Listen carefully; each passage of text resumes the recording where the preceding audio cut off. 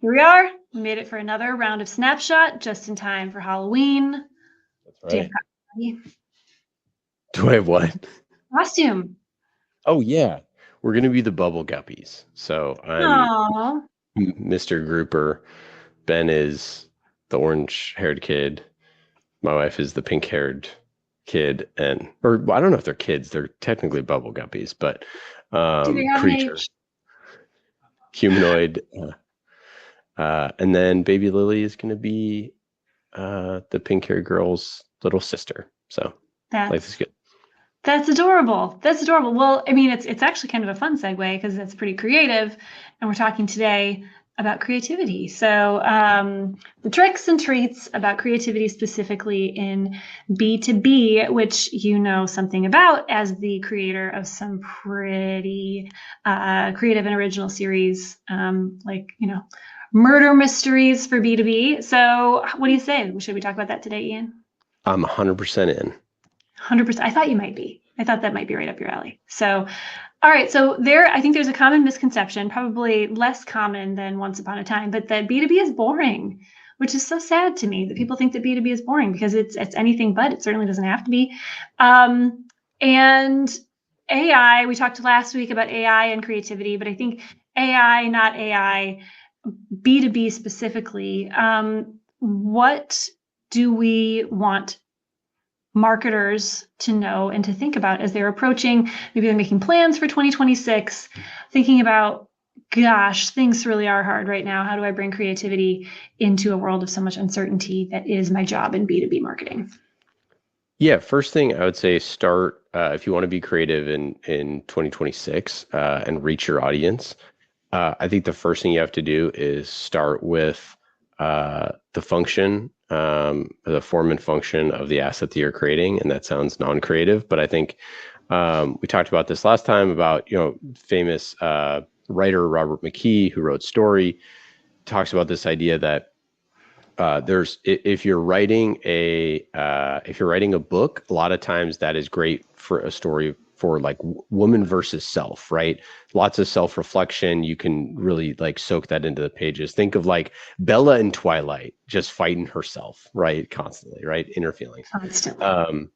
Whereas if you're writing a play, usually that's like person to person or person to small group. Like it's really conducive for that because all you need to do is convey the interpersonal relationships. Like Othello is a great example, right? Iago and Othello.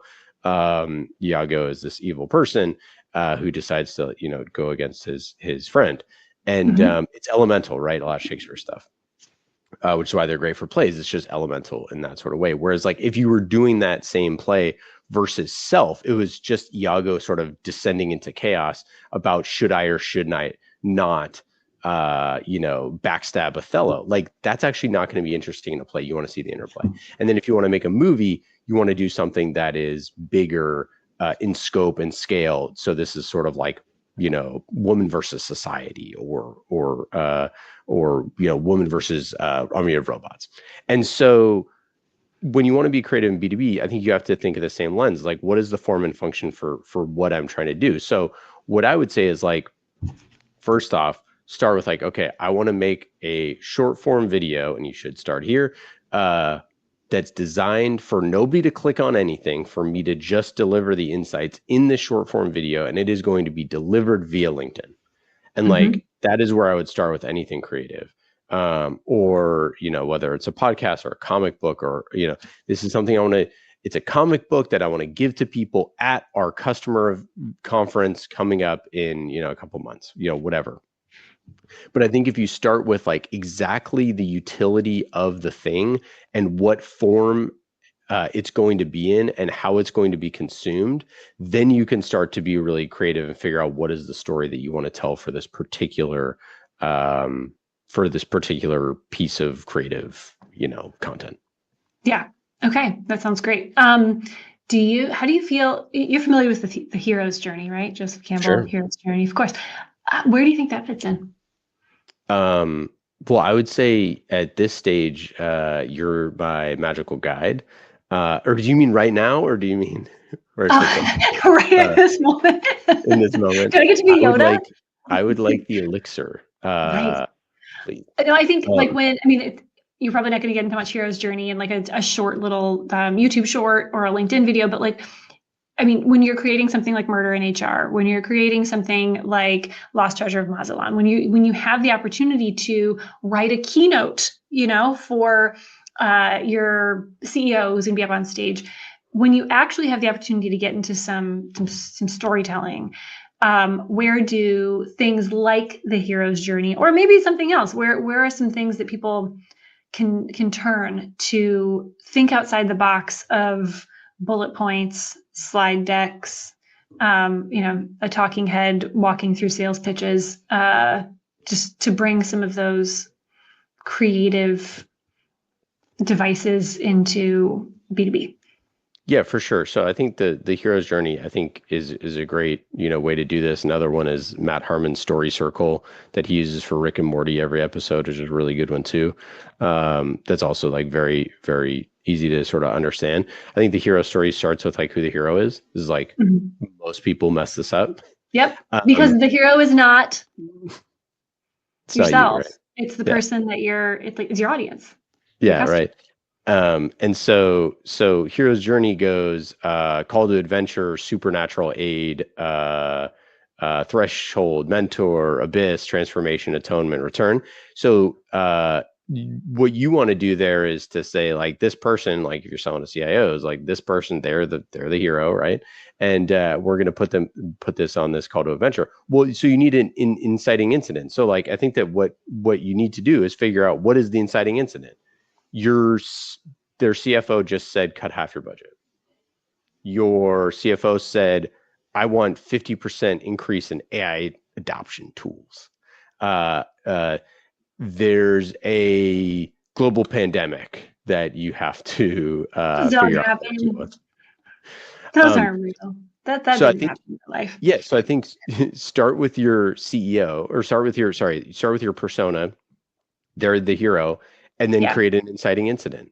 And like they have to then deal with that. So there's a great the guys from South Park, they have this great sort of like way of thinking about this of so it's person then blank happens, and then because of that blank happens. So it's not this person, this, then that, then that, then that. Like that's not an interesting story. The story has to be inciting incident. CFO says cut our budget in half. Okay, I go back and I cut half the budget, and I need to, we need to do a riff and lay off 25% of the team and cut a bunch of tech tools. Because of that action, now there's consequences that person has to deal with. Now you're in a story. Now you're like, oh shit, like that sucks. Like that really sucks. Having to do a riff. How do they feel about that?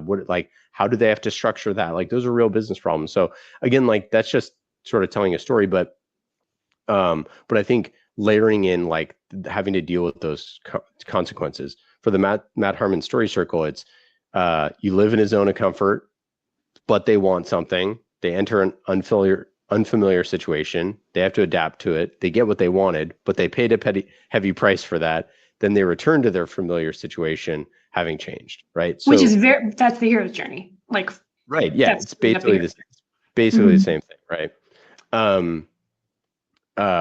With a slightly less sort of fantastical bend on it. Yeah. And so I think if you're trying to do that, like just condense that stuff. Like you can do this in a comic book strip, in a three acts for that. I would say like what most people should be doing, and we'll get, oh my goodness, hold on. What are we doing? Riches and niches? No, making moves. Making moves. Here we are. So what I would do is I would spend, no joke, if you want to be creative next year, I would get your team. I would have every single person create 3 memes. That's what I would do. I would say, let's go take memes that are sort of like popular in the zeitgeist, put our persona into that meme, and figure out what the things are, right? You could use the, Star Wars one. You could use like, you know, the where the Star Wars one, the Padme and Darth Vader talking, and he's Oh yeah, like, you know, change it for good, right? yeah. Like just go have everybody go do this, do an exercise, go find 3 memes Hmm. each and build them and then bring them back to the team. That is so much easier than trying to go like write an entire hero's journey, like do all those things. Once you get sort of like the meme, because that's an easy, all of those memes are set up, right? It's like the work is already done for you. You just got to plug in Right. the ingredients, which is why they work so well. Hmm. And if you do that, and then you look at all the memes and you say, okay, who is the funniest ones, and you should probably just publish all those. Uh, Yeah. but then you look at a couple of them and you go, okay, well, why is this so funny? And then Hmm. you could sort of start expanding on that. It's like, oh, this is really funny because, or really interesting or really true because of XYZ. Maybe we should like expand that story out. That's such a fun idea. That's a Thank you. really fun idea, and that's it's a fun thing to do as a team. It's a fun thing to do as a remote team, if you're not able to be in the same room, and it's way more fun than sitting around and being like, let's just brainstorm. There's something else really fun that you do, which is a writer's room. Do you think that that's applicable to teams to do for stuff that they're creating? What is it, and how do you suggest that other people could use it too? Yeah, and this is something that you know we do internally here at Caspian, and then we bring external people in.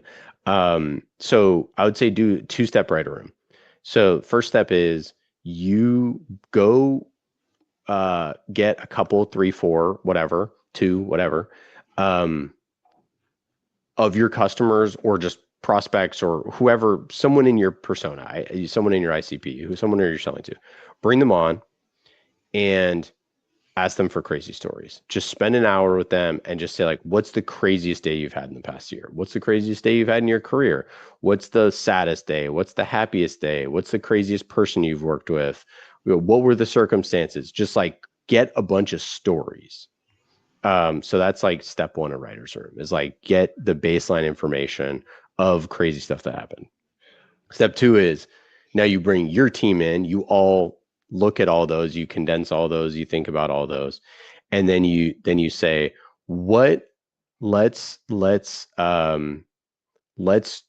take some comps of some stories that we love. K-pop Demon Hunters, super popular right now. Let's take one of these stories that we heard or jam a couple of them together and do K-pop Demon Hunters version of that story. But it's instead of K-pop Demon Hunters, it's a CIO. And what are the demons? What are the relationships? What are the like whatever it is, and just layer those 2 things onto each other. And then with those 2 things in mind, you can sort of unlock some other ideas that I think can get you to a 3rd step, which is what is our own original idea for something that we could make that's propulsive and fun and has a hook, has a clear, inciting incident, obstacle and intention and obstacle Yeah. sort of situation. The key here is everybody wants something, right? There's like life is going like this, and then they want something, or something happens to them and they have to react to it. And so if you do the writer's room in that way, you get some of the stories, you use a good comp of a story that is popular in the zeitgeist, layer your stuff on top of it, and then you can sort of create your own fun thing. I love it. Such fun ways to pull creativity out of people's brains and into some cool content, even in B2B. So Even in B2B, even in where B2B. and the funny thing is, if you do that, you will find some of the craziest stories. You will find some of the craziest stories, and I can guarantee you they are not boring. And they were not boring for the people that were sitting there during those. Yeah, Um, yeah. I was in one of the writers' rooms with you, and there were some very not boring stories from a bunch of yeah, CMOs. So yeah, we were talking. We had someone was talking about like, getting in a scrap with Roger Goodell. We had someone who, I mean, just like like crazy stuff. yeah, There's one we did on the podcast a while ago. Someone getting in a fight with Snoop Dogg. Like, it's just crazy stuff in crazy B2B. stuff. And a way to get to know your audience, your customers, not to mention your team members, really well as well. So Yeah, for yeah. sure. All right. Well, that's it. That's all we got. it's time to like go get ready for trick or treating. I know it's tomorrow, but you know, we should probably prepare. So we should wrap I up. definitely should prepare because I've been crushing all the candy that my wife bought. And she was like, just stop. And I went, I'm not going to stop. Let's just do it. I'm going to keep eating it. That's not going to happen. Oh, man. Okay. Well, thanks, Ian. Thanks all. It's been a good episode of Lindsay. That was B2B fun. Snapshot. And we'll right. see you next week. Yep. See everybody next week. Later.